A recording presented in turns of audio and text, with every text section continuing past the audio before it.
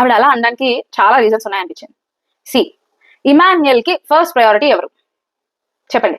సంజన గారు. సంజన గారికి first priority ఎవరు? ఇమాన్యుయల్. ఓకే, రీతుకి ఫస్ట్ ప్రయారిటీ ఎవరు? డెమోన్. డెమోన్ కి ఫస్ట్ ప్రయారిటీ ఎవరు? రీతు. భరణి గారికి ఫస్ట్ ప్రయారిటీ ఎవరు? దివ్య అండ్ సుమన్ శెట్టి గారు. ఎందుకో చెప్తా.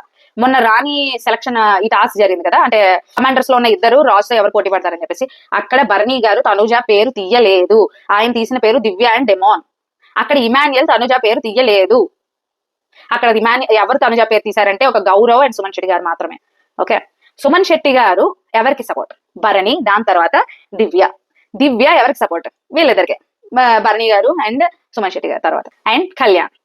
కళ్యాణ్ ఒక్కడే తనుజకి సపోర్ట్. అండ్ కానీ మొన్న తను ఏమన్నాడంటే ఒక టాస్క్ లో, నా ఫస్ట్ ప్రయారిటీ ఇమాన్యుయల్ తనుజానా అంటే నాకు ఇమాన్యుయలే వస్తాడు, సెకండే తనుజ వస్తుంది అని అన్నాడు.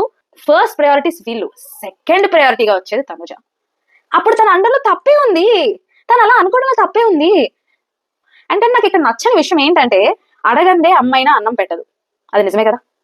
అందుకే సపోర్టింగ్ టాస్క్ వచ్చినప్పుడు అడగాలి, ఎవరు వాళ్ళు చేస్తారు అని అనుకుంటే కుదరదు. అండ్ అందుకే నాకు 50-50 అనిపించింది అని చెప్పా. అండ్ అడిగితే వాళ్ళకి ఫస్ట్ ప్రయారిటీస్ అలా ఉన్నాయి అబ్బా. ఇప్పుడు అందరికీ ఎలా అయిందంటే తనుజాయే ఫస్ట్ ప్రయారిటీ, ఏది వచ్చినప్పుడు తనుజాని అందరూ సపోర్ట్ చేస్తారు అని అనుకుంటే తప్పు. అనుకుంటే తను ఎప్పుడో క్యాప్టెన్ అయ్యేది. అలా మనకి పోర్ట్రే అయింది, మన జనాల బ్రెయిన్ లోకి, మనం చూసే గేమ్స్ లోకి అలా పోర్ట్రే అయ్యింది.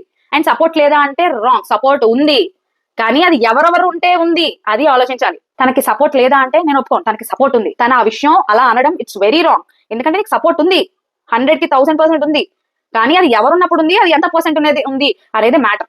ఓకే, ఇది నా ఒపీనియన్. అండ్ తను చెప్పింది రాంగ్ అయినప్పటికీ అది కొంత పరంగా రైట్ అనేది నా పాయింట్ కాదు, ఇది నా స్టేట్మెంట్. ఇది ఎంత మంది తప్పడతారో కింద డిఫెండ్ చేసుకోండి. అండ్ ఎంత మంది నేను చెప్పిన పాయింట్ జెన్యున్ గా న్యూట్రల్ గా ఆలోచించి ఓకే ఇది కరెక్టే కదా అని అంటారో కమెంట్ చేయండి. అండ్ ఈ వీడియోకి లైక్ చేయండి. ఇది బోలంతా మందికి వెళ్ళేలా కూడా దీన్ని షేర్ చేయండి. తన ఫ్లోట్ లో కళ్యాణ్ పెట్టింది అండ్ ఐఎమ్ వెరీ హ్యాపీ. నిజంగా కళ్యాణ్ పెట్టాలి.